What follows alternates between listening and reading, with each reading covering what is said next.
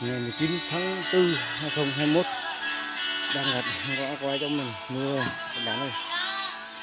Tháng 4 mùa khô thì mưa đấy thế nào gặp cho mình.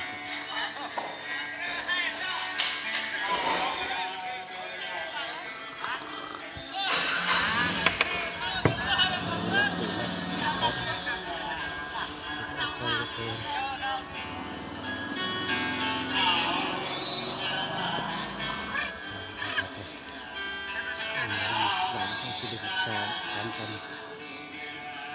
mét vuông, xa cái được mét vuông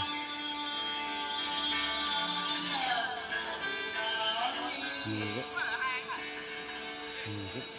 rất rất rất rất rất